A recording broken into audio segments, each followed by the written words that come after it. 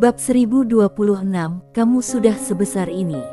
Sander Ye meninggalkan pagoda kecil, lalu diam-diam meninggalkan ruang waktu ujian ini. Setelah keluar, suara pertempuran tiba-tiba datang dari langit yang jauh. Sander Ye mengangkat matanya dan melihat bahwa di ujung pandangannya, beberapa orang kuat sedang mengepung Kirma. Kirna sekarang berada di puncaknya. Dengan kekuatannya, kalau dia tidak mau bertarung, bahkan 5 makhluk tertinggi pun tidak dapat melakukan apapun padanya. Sander Ye mengirim pesan ke Kirna. Di sisi lain, Kirna, yang bertarung melawan Master Wu Jian, menerima pesan energi dari Sander Ye. Dia tidak ingin bertarung. Setelah melepaskan tekad Budo untuk mendorong kembali orang-orang kuat di sekitarnya, dia segera berbalik dan menghilang menjadi pelangi. Melihat Kirna pergi secara tiba-tiba, semua orang di alam semesta Wujian menjadi sedikit bingung. Apa maksud wanita ini? Datang tiba-tiba dan pergi tiba-tiba. Di suatu tempat dalam kegelapan, Darto Wu, pemimpin klan penyihir agung, melihat Kima menghilang di kejauhan dan alisnya berkerut dalam. Di sampingnya, seorang lelaki tua berkata dengan suara yang serius, "Apa maksudnya?" Darto Wu menatap ke tempat Kina menghilang. Perilaku wanita ini sangat tidak normal. Kirna tiba-tiba datang untuk bertarung dengan alam semesta Wujian. Dia tidak berpikir bahwa pihak lain tidak ada kerjaan dan datang untuk bertarung dengan sengaja. Kalau ada yang tidak beres, pasti ada masalah. Seolah memikirkan sesuatu, Darto Wu perlahan menoleh untuk melihat ruang dan waktu yang tak ada habisnya, dan mengerutkan kening. Melihat tatapan Darto Wu, lelaki tua itu berkata dengan suara yang serius, "Ketua klan khawatir bahwa alasan kenapa dia tiba-tiba mengambil tindakan adalah untuk dengan sengaja menarik perhatian orang-orang kuat kita, tetapi tujuan dia sebenarnya adalah penguasa itu di dalam ruang waktu Wujian." Darto Wu tidak berbicara, tapi wajahnya agak muram. Orang tua itu melirik ke ruang waktu Wujian, lalu berkata, "Ruang waktu Wujian itu rumit. Dia sudah mencoba berkali-kali sebelumnya, tetapi dia tidak dapat memecahkannya, bahkan dia tidak dapat memecahkannya. Tidak ada buah di peradaban Tianxing yang dapat memecahkannya." Darto Wu menggelengkan kepalanya. Ruang dan waktu ini memang rumit, tapi karena wanita itu datang untuk melakukan hal seperti ini, itu berarti dia yakin. Tidak peduli apapun, masalah ini sedikit tidak normal, lupakan saja. Setelah mengatakan ini, dia menoleh dan melihat ke kedalaman langit berbintang di sisi lain. Imam besar akan tiba besok. Tidak peduli apa niat dan konspirasi mereka, semuanya harus berakhir. Imam besar. Mendengar ini, lelaki tua di sampingnya tiba-tiba mengubah ekspresinya. Di dalam klan penyihir agung, status imam besar bahkan lebih tinggi daripada ketua klan, karena dikatakan bahwa imam besar dapat berkomunikasi dengan beberapa makhluk tak dikenal. Oleh karena itu, dalam banyak kasus, bahkan ketua klan pun harus patuh perintah imam besar. Tapi dia tidak menyangka imam besar akan kembali secara langsung kali ini. Darto Wu tiba-tiba berkata, "Hubungi Shizo dari aliansi Jalan Jahat. Dia juga harus membantu dalam masalah ini. Kita tidak bisa membiarkan mereka memanfaatkan kita dengan gratis."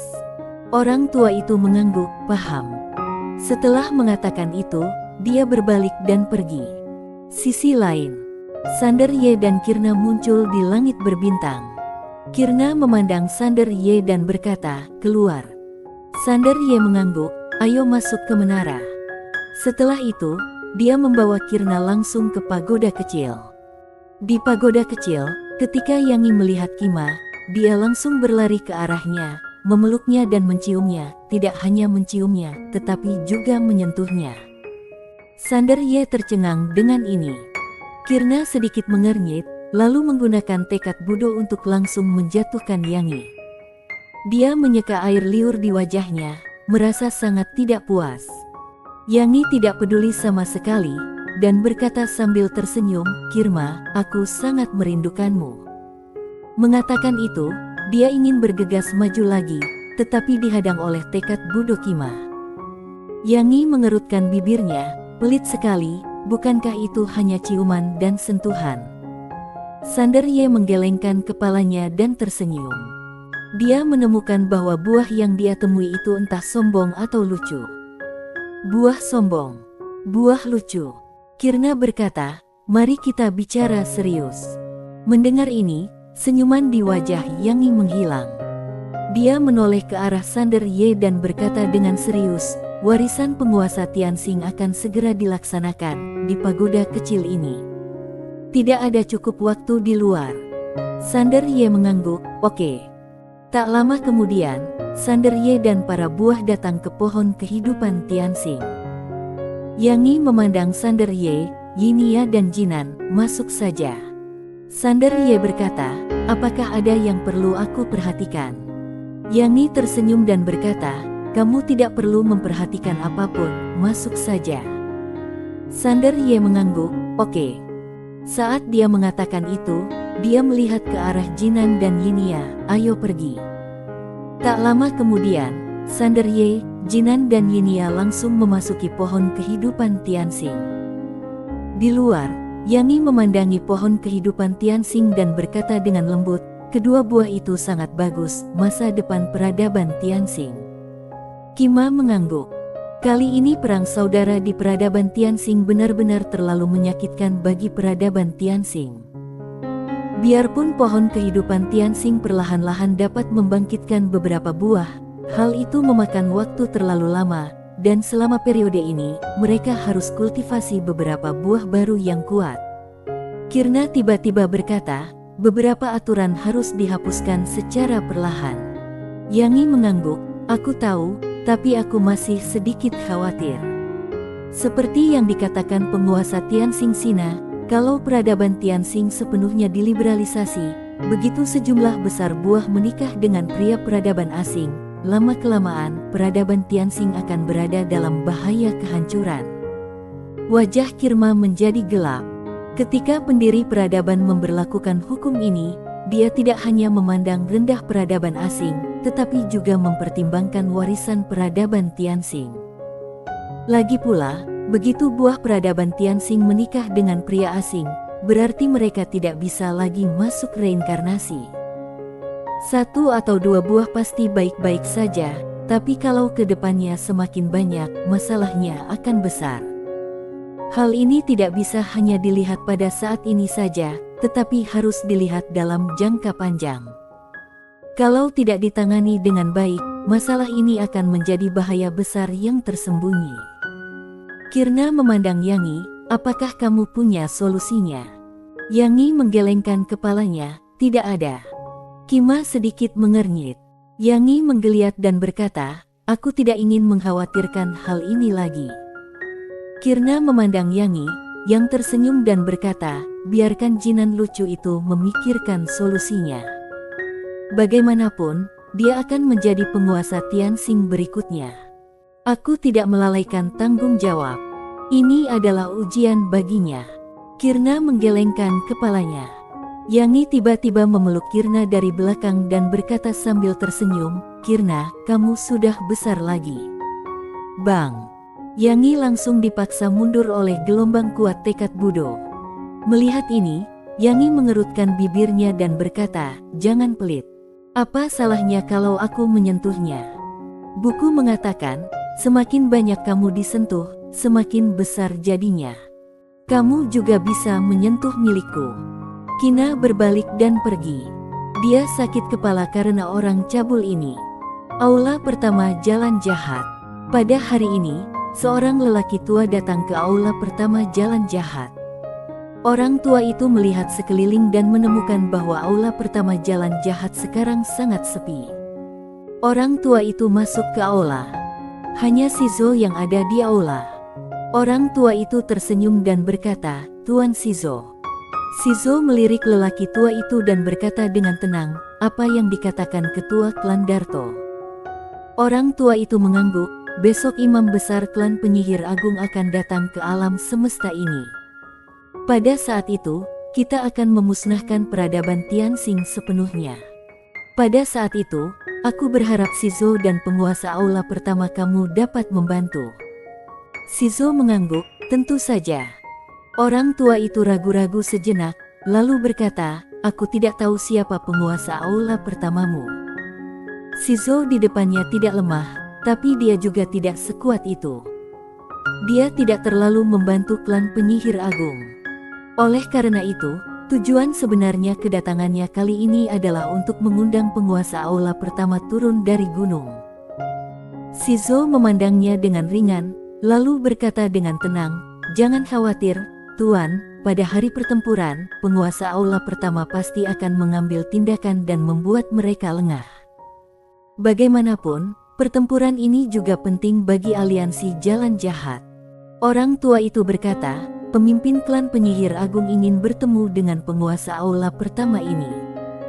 Shizo mengerutkan kening, kalian tidak percaya pada aliansi Jalan Jahat. Orang tua itu berkata dengan tenang, kamu terlalu serius, pemimpin klan hanya ingin mengenal penguasa aula saja. Shizo perlahan berdiri dan berkata sambil tersenyum, jangan khawatir, aliansi Jalan Jahat pasti akan melakukan yang terbaik dalam pertempuran ini. Lagi pula, setelah perang saudara sebelumnya di peradaban Tianxing, banyak orang kuat yang tewas dalam perang tersebut, dan bahkan Funi itu mati dalam pertempuran. Kini yang tersisa di peradaban mereka hanyalah Kima. Bisa dibilang kali ini kita pasti menang, dan aliansi Jalan Jahat tidak punya alasan untuk menolakkan. Orang tua itu melirik ke arah Shizo dan mengangguk, aku akan menunggu kalian berdua. Setelah mengatakan itu, dia berbalik dan pergi. Biarpun samar-samar merasa ada yang tidak beres, tetapi dia tidak terlalu memikirkannya. Karena seperti yang dikatakan Shizo, untuk saat ini kemenangan sudah pasti, dan aliansi Jalan Jahat tidak punya alasan untuk menolak. Setelah lelaki tua itu pergi, mata Shizo perlahan tertutup, dan pemandangan hari itu muncul kembali di benaknya. Di dalam pagoda kecil, Sander Ye datang ke dunia pohon, dikelilingi oleh energi kehidupan Tianxing yang tak terhitung jumlahnya, yang sangat murni. Setelah memasuki area ini, dia menemukan bahwa tubuhnya yang dipadatkan dengan jiwa pedang secara aktif menyerap energi kehidupan Tianxing di sekitarnya. Sander Ye melihat sekeliling, sedikit penasaran. Saat ini, sinar hijau tiba-tiba jatuh dari langit dan mendarat tidak jauh di depannya. Ada sosok dalam cahaya, tapi Sander Ye tidak bisa melihatnya dengan jelas sama sekali. Sander Ye sedikit bingung. Pada saat ini, sosok itu tiba-tiba mengulurkan tangan kanannya. Tepat ketika Sander Ye sedang bingung, tangan itu berbunyi klik dengan lembut, dan seberkas cahaya jatuh langsung ke alis Sander Ye. Bang! Mata Sander Ye melebar, dan dia merasa segala sesuatu di depannya menjadi buram. Dan segala sesuatu di sekitarnya bergerak cepat, seolah-olah dia sedang melakukan perjalanan melalui miliaran galaksi di alam semesta. Saat ini, tubuh fisiknya yang dipadatkan oleh jiwa pedang benar-benar terbakar. Sander Ye ngeri, apa yang terjadi? Dia sangat bingung. Tak lama kemudian, kepalanya menjadi sedikit pusing. Tidak hanya itu, dia juga bergerak sangat cepat. Rasanya seperti naik ke surga. Dia mengertakkan gigi dan mencoba untuk tetap terjaga, tetapi saat ini, tubuhnya benar-benar terbakar. Seperti ini, itu berlangsung selama waktu yang tidak diketahui. Sander Ye tiba-tiba merasa seolah-olah dia sudah berhenti, tetapi kepalanya terasa seperti dipenuhi timah dan sangat berat. Tepat ketika Sander Ye hendak membuka matanya, sebuah suara tiba-tiba terdengar di telinganya, "Hei, kamu bukan buah." Bersambung.